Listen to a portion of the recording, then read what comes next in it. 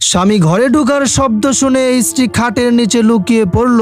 ঘরে থাকা টেবিলের উপরে একটি চিঠি দেখতে পেয়ে স্বামী পড়তে শুরু করলো, প্রিয় স্বামী, তুমি এখন আর আমার কোনো কেয়ার করো না, ভালোবাসো না, সময়ও দাও না। মনে হচ্ছে তোমার জীবনে নতুন কোনো ব্যক্তির আগমন ঘটেছে। দূরে সরে যাওয়ার চেষ্টা করছো তুমি, তোমার আর কষ্ট করতে হবে না, আমি তোমার কাছ থেকে দূরে সরে যাচ্ছি, ভালো থেকো তুমি।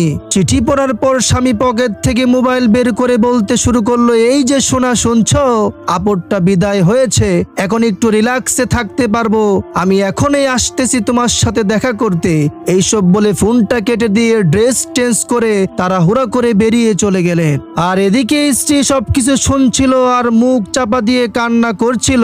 স্বামী চলে যাওয়ার কিছুক্ষণ পরে খাটের নিচ থেকে বেরিয়ে খাটের উপরে একটি চিঠি দেখে তিনি অবাক হয়ে গেলেন। তাতে লেখা ছিল, পাগলি বউ একটা, খাটের নিচে তোমার পা গুলো দেখা যাচ্ছিল, আমি তো তোমার জন্য এত কষ্ট করে কাজ কাম করি, তোমার সুখের জন্যই তো এত কষ্ট করি, তবুও তুমি আমাকে ভুল বোঝো, আমি তোমাকে অনেক ভালোবাসি, আমি কাউকে ফোন করিনি, বাজার থেকে মাংস নিয়ে আসতেছি, তুমি খাবার রেডি করতে থাকো, তারপর দুইজন একসাথে খাবার খাবো, কেমন, আমার পাগলি বউ একটা। লেখাটা দেখে বউ কাঁদতে শুরু করলেন আর মনে মনে ভাবতে লাগলেন, কি ভুলটাই না করতে যাচ্ছিলাম। প্রিয় বন্ধুরা, ভালোবাসায় সন্দেহ নয়, বিশ্বাস রাখতে হয়। একটা পুরুষ যত কষ্টই করে তা তার প্রিয়জনকে সুখে রাখার জন্যই করে।